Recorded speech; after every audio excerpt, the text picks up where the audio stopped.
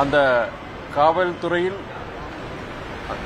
காவல் நிலையத்தில் ஏற்பட்ட அந்த மரணம், அது சம்பந்தப்பட்ட காவல்துறை அதிகாரிகள் அவர்கள் கைது செய்யப்பட்டுள்ளார்கள்.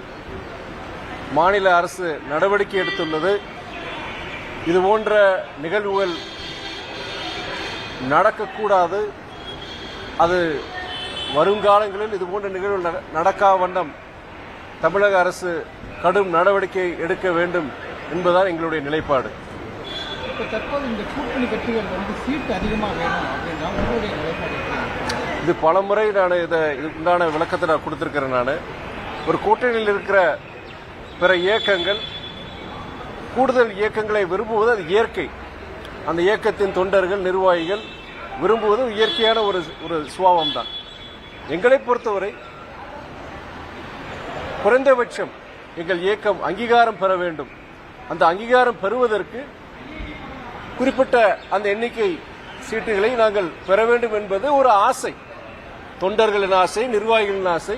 ஆனால் இறுதி முடிவு எடுப்பது இயக்கத்தின் தலைமை. இதுதான் எங்களுடைய நிலைப்பாடு. அதுக்குண்டான ஒரு தீர்மானம் தான் எங்களுடைய பொதுக்குழுவையும் போட்டிருந்தாங்க. ஆனால் தவறாக சித்தரிக்கப்பட்டு இத்தனை எண்ணிக்கை நாங்கள் டிமாண்ட் வைக்கிறோம் நாங்கள் அப்படிங்கிற ஒரு தவறான ஒரு சித்தரிப்பு இருந்தது. அதுபோன்றது எல்லா இயக்கங்கள், எங்க கூட்டணியில் இருக்கிற அனைத்து இயக்கங்களும் அவங்களோட விருப்பத்தை சொல்லியிருக்கிறாங்க. ஆனா இறுதி முடிவு அந்த இயக்கத்துடைய தலைமை, அந்த இயக்கத்துடைய தலைமை கூட்டணி தலைமையோட பேசி முடிவெடுக்க வேண்டியது. ஒரு சில கட்சிகள், அரசியல் கட்சிகளோட அப்பா மகனோட ஒரு சில பிரச்சனையினால கட்சி பிளவுபடுவதாக இருக்குது. ஒரு சில இதை உடைக்கிறதுக்கும் முயற்சி பண்றாங்க. இயக்கங்கள், அனைத்து அரசியல் இயக்கங்களிலும் ஒரு ஜனநாயக இயக்கத்தில் மாறுபட்ட கருத்துக்கள் உண்டு. எல்லாமே ஒரே நிலைப்பாடுங்கிற கண்டிப்பா இருக்க முடியாது. கூட்டணிக்குள்ளேயும் கிடையாது, கட்சிகளுக்குள்ளேயும் கிடையாது. அப்படி இருக்கும்போது ஒரு இயக்கத்துல இரண்டு தலைமை, அதாவது நீங்க சொல்ற மாதிரி ஒரு அந்த இயக்கம், நீங்க பாமக தான் சொல்றீங்க, பாமக சொல்றீங்க, அந்த இயக்கத்தில் அந்த அவருடைய நிறுவன தலைவருக்கும் இருக்கிற தலைவருக்கும் ஒரு கருத்து வேறுபாடு இருக்கு. ஆனா அந்த இயக்கத்தில் பொறுத்த வரைக்கும் அங்க இயக்கத்தில் இருக்கிற அந்த நிர்வாகிகள், தொண்டர்கள் அதை முடிவு பண்ணணும்.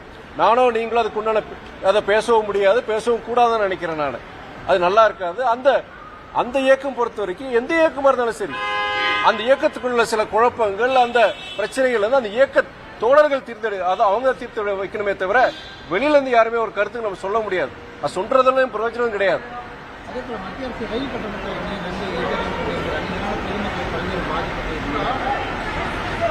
ரயில்வே துறை பொறுத்த வரைக்கும் அவங்க அது விளக்கம் கொடுத்திருக்கிறாங்க. மத்திய ஒன்றிய அமைச்சர் வந்து நாங்க ரொம்ப குறைந்த அளவில் நாங்க கூட்டியிருக்கோன்னு சொல்றாங்க.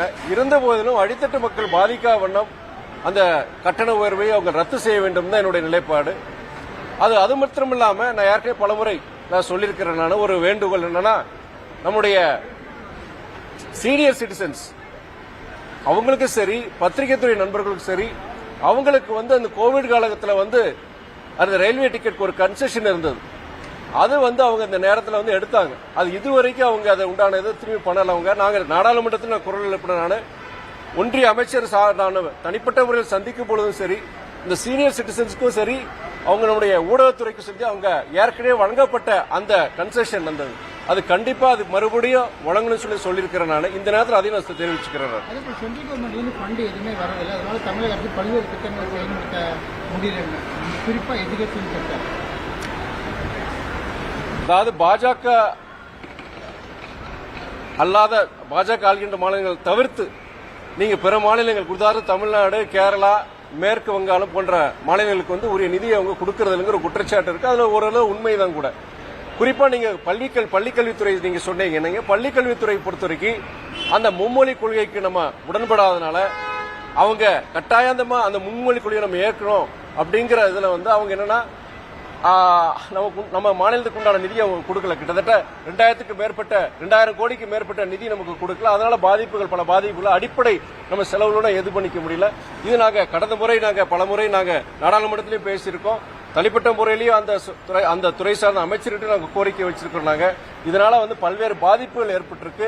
இதனால ஏற்கனவே உங்களுக்கு தமிழக அரசு பல நிதி சுமையில் இருக்கும்போது இது கூடுதல் நிதி சுமையை உருவாக்கும். அதுவும் மாணவர்கள் இதுல இருந்து அரசியல் பண்ணக்கூடாதுங்கிறது எங்களுடைய நிலைப்பாடு. அதே போல அதிமுக பாஜக கூட்டணி கண்டிப்பா 2026 தேர்தலில் கண்டிப்பா நாங்கள் வெற்றி பெறுவோம் அப்படின்னு அவங்க சொல்லிட்டே வர்றாங்க, அமித்ஷா உட்பட.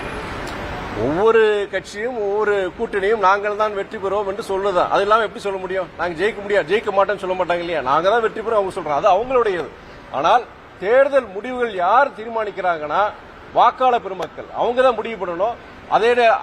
அந்த விஷயம் பொறுத்த வரைக்கும் தமிழ்நாடு ஜனங்கள் பொறுத்த வரைக்கும் வருகின்ற சட்டமன்ற தேர்தலில் ஒரு நல்ல தீர்ப்பு, அதாவது இந்த தமிழக அரசு பொறுத்த வரைக்கும் முடிஞ்ச வரைக்கும் பல சிரமங்களுக்கிடையே, அதாவது நீங்க நிதிச்சுமை, ஒன்றிய அரசின் ஒத்துழையாமை, பல்வேறு இந்த சூழ்நிலைகளை பொறுத்த வரைக்கும் முடிஞ்ச வரைக்கும் அவங்க செஞ்சிருக்காங்க. சில குறைகள் சொல்ல முடியாது. அந்த ஓரளவுக்கு அவங்களுடைய தேர்தல் வாக்குகளை நிவர்த்தி பண்ணியிருக்கிறாங்க. அப்படி இருக்கும் பொழுது வருகின்ற சட்டமன்ற தேர்தலில் இருக்கிறப்போ நம்ம திமுக தலைமையான கூட்டணி வெற்றி பெறுங்கிற நம்பிக்கை இருக்கு. 2026 இப்போ நாங்க வருகின்ற செப்டம்பர் 15 தேதி அண்ணா பிறந்தநாள் மாநாடு நாங்க வருஷம் கொண்டாடுறதா, இந்த வருஷம் கொண்டாடுறோம்.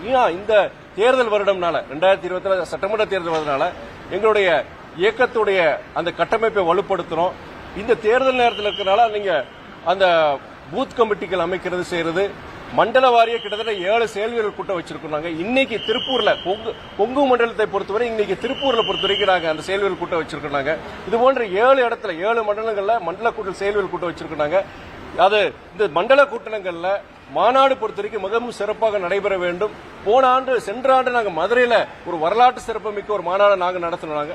அந்த மாநாடை மிஞ்சும் வண்ணம் இந்த மாநாடு திருச்சியில் நாங்க செப்டம்பர் 17 நடத்தினாங்க.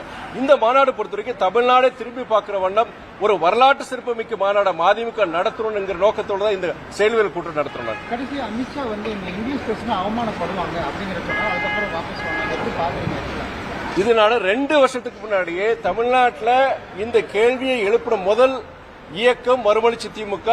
நான் அன்னைக்கு கேட்ட கேள்வி தொடர்ந்து அந்த கேள்வி கேட்டு இருக்கேன். பாஜக தலைமையில தமிழக பாஜக தலைமையில எந்தவித பதிலும் கிடையாது.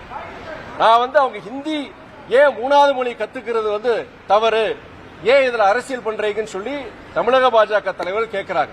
நான் அவங்ககிட்ட கேட்ட கேள்வி இப்போ இல்ல, நான் 2 வருஷத்துக்கு முன்னாடி முதல் கேள்வி நான் தான் முதல்ல கேள்வி கேட்டேன். நான் நீங்க 3வது மொழி கத்துக்கூடாதுன்னு சொல்றீங்க. நீங்க அந்த 3வது மொழி எந்த மொழியா இருக்கலாம் வேணாம், ஆனா நீங்க இந்திய மொழிகள் தான் இருக்கணும், வெளிநாட்டு மொழிகள் இருக்கக்கூடாதுன்னு சொல்றோம். இன்னைக்கு உலகமயமாக்கல் பத்தி பேசுறோம், குளோபலைசேஷன் பத்தி பேசுறோம். நம்மளுடைய மாணவர்கள் இளைஞர்கள் இன்னைக்கு உலகம் முழுவதும் போறாங்க. நீங்க பல்வேறு துறைகளை ஆதிக்கம் செலுத்துறாங்க. அந்த ஆதிக்கம் எதனால செலுத்துறாங்க? ஆங்கில புலமை, அந்த இங்கிலீஷ் புளூயன்சினாலதான் அந்த ஆதிக்கம் வந்திருக்கு. அது எப்படி வந்ததுன்னா அந்த இருமொழி கொள்கையினாலதான் வந்தது. ஏற்கனவே இன்னைக்கு பாத்தீங்கன்னா இன்னைக்கு ரொம்ப சேலஞ்சிங்கா போயிட்டு இருக்கு. இன்னைக்கு ஆர்டிபிஷியல் இன்டெலிஜென்ஸ் நிறைய புதிய இது வந்துருச்சு. அதெல்லாம் கத்துக்கிட்டாதான் நம்மளுடைய மாணவர்கள் இங்க கம்பீட் பண்ண முடியும். அப்படி இருக்க சூழ்நிலை 3வது மொழி ஒன்று கத்துக்கிட்டா அது மாணவர்கள் விருப்பத்தை விட்டுருங்க. அது என்ன 3வது மொழி கட்டாயமா நீங்க கத்துக்கணும், அதுலயுமே இந்திய மொழியில தான் இருக்கணும் சொல்றது தவறு. எந்த மொழியான கத்துக்கும் அது மாணவர்கள் கிட்ட விட்டுருங்க, மாணவர்களுடைய பெற்றோர்கள் கிட்ட விடுங்க சொல்றேன். இந்த இடத்துல ஒரு முக்கியமான கேள்வி நான் 2 வருஷத்துக்கு முன்னாடி வச்சேன். நீங்க வட மாநிலங்கள்ல பாஜக குறிப்பா நம்முடைய உள்துறை அமைச்சர் அவர் அமித்ஷா பொறுத்த வரைக்கும் என்ன சொல்றாருன்னா, ஆங்கிலம் என்பது ஒரு அந்நிய மொழி, ஒரு அடிமை, நம்மளுடைய அடிமைகளின் அதோடைய ஒரு இதுதான், அது ஒரு சின்னம் சொல்லிட்டு ஆங்கிலம் புறக்கணிக்கப்பட வேண்டும், ஆங்கிலம் இல்லாத ஒரு பாரதத்தை உருவாக்கணும்னு சொல்லிட்டு நம்ம அமித்ஷா அவர்கள் வட மாநிலங்கள்ல தொடர்ந்து பிரச்சாரம் பண்ணிட்டு இருக்கிறார். அவர் மாத்திரம் கிடையாது, பாஜக இருக்கிற முக்கியமான தலைவர்கள் இந்த பிரச்சாரத்தை வைக்கிறாங்க. ஆங்கிலம் இல்லாத ஒரு பாரதத்தை உருவாக்க வேண்டும். அதை நான் கேட்டேன். நான் நீங்க 3வது மொழியை கத்துக்கிற என்ன தவறு நீங்க சொல்றீங்களே, ஆங்கில மொழியை இல்லாம இருக்கக்கூடாதுன்னு சொல்றாரு ஒரு பாஜக தலைவர். அப்படி இருக்கும் பொழுது நீங்க ஆங்கிலம் இல்லாம நம்ம எப்படி இருக்க முடியும் சொல்லுங்க. நீங்க உலக தொடர்பு மொழியே இன்னைக்கு ஆங்கிலம் தான், உலக தொடர்பு மொழியே இன்னைக்கு ஆங்கிலம் தான். நீங்க எந்த துறை எடுத்துக்கலாம், ஐடி மாத்திரம் கிடையாது, மருத்துவத்துறையா இருக்கட்டும் இல்ல வர்த்தகமா இருக்கட்டும், எந்த துறையில பொறுத்த வரைக்கும் ஆங்கிலம் இல்லாம நம்மளோட செயல்பட முடியாது. இது நியதி. நம்ம தாய்மொழி தமிழ் மொழி இருக்கட்டும், ஆனா உலக தொடர்பு மொழி ஆங்கிலம் நமக்கு அவசியம். ஆங்கிலமே இருக்கக்கூடாது, நம்ம ஹிந்தி தான் வேணும்னு சொல்றது. இதுதான் நாங்க சொல்ற மொழியில இப்ப யார் மொழியை வச்சு அரசியல் பண்றாங்க, மொழியை வச்சு யாரு அரசியல் பண்றாங்கன்னா அவங்க பாஜக தான் பண்றாங்க. இதை நான் கிட்டத்தட்ட 2 வருஷமா நான் கேட்டிருக்கேன்.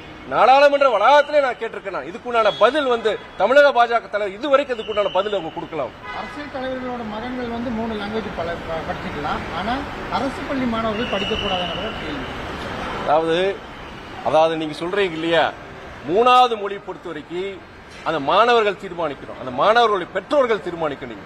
அந்த மூணாவது மொழி நீங்க சொல்றீங்க இல்லையா, அந்த மொழி வந்து ஏன் வந்து முன்னாடி எல்லாம் பாத்தீங்கன்னா எல்லா மொழியும் இருந்தது. இப்ப என்னன்னா மூணாவது மொழியை பொறுத்த வரைக்கும் அவங்க என்ன சொல்றாங்கன்னா, அதாவது இந்திய மொழியா தான் இருக்கணும். இப்போ உதாரணம் தமிழ்நாடு எடுத்துக்கிட்டீங்கன்னா நீங்க தமிழ் இருக்கு, ஆங்கிலம் இருக்கு. நீங்க மூணாவது மொழியை கட்டாய மொழின்னு சொல்லும் போது அவங்க என்ன எடுப்பாங்க, பக்கத்தில் இருக்கிற மலையாளத்தை எடுப்பாங்களா, இல்லாட்டி தெலுங்கு எடுப்பாங்களா, இல்ல கர்நாடக மொழி எடுப்பாங்களா? அங்க ஒரு வழி இல்லாம அவங்க ஹிந்தி எடுக்க வேண்டிய சூழ்நிலை. அதனால மறைமுகமா ஹிந்தியை திணிக்கிறோம்னு சொல்றாங்க. மொழி வந்து பொறுத்த வரைக்கும் என்னன்னா, அது அந்த மாணவர்களுக்கு மாணவர் பெற்றோர் கூட்டம், அதுல அரசியல் கொண்டு வரக்கூடாது. நான் பாஜகவே சொல்றேன், ஏன் ஆங்கிலம் வேண்டாம்னு சொல்றாங்க? அவங்க ஏன் ஆங்கிலம் வேண்டாம்னு சொல்றாங்க?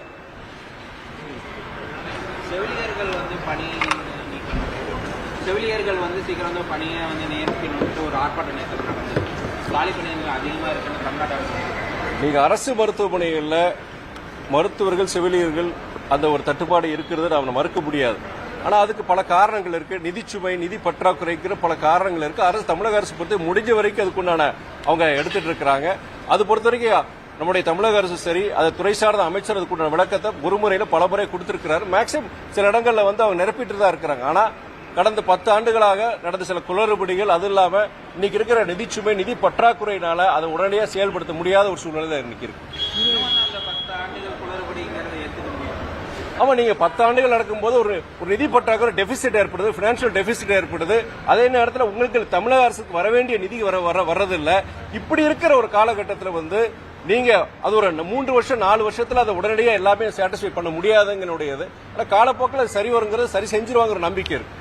மீனவர்கள் 7 பேர் வந்து இலங்கை கடற்படை பெற்றிருக்காங்க. தொடர்ந்து நடவடிக்கை எடுக்குது. மத்திய அரசு என்ன நடவடிக்கை எடுக்குது? நீங்க சொல்றது வந்து உங்களுக்கே சலிப்பு ஏற்பட்டிருக்கும், எல்லாருக்கும் ஒரு சலிப்பு ஏற்பட்டிருக்கு. மீனவர்களே அவங்க என்ன சொல்றாங்க, இந்த போராட்டம் எத்தனை தடவை தான் நாங்க நடத்துன்னு சொல்றாங்களா? இது கிட்டத்தட்ட 15 வருஷமா நடந்துட்டு இருக்கு. என்னைக்கு அந்த 2009 அந்த போர் அங்க முடிஞ்சது இலங்கையில, அதுக்கப்புறம் அவரோட வீரியம் தான் குடிச்சிருக்கு. நம்முடைய தமிழக மீனவர்களை அவங்க கைது பண்றது சரி, அவங்களை கைது பண்ற மாத்திரம் கிடையாது, நிறைய பேர் இறந்திருக்கிறாங்க, அவங்களோட உடைமைகள் பறிக்கப்பட்டிருக்கு.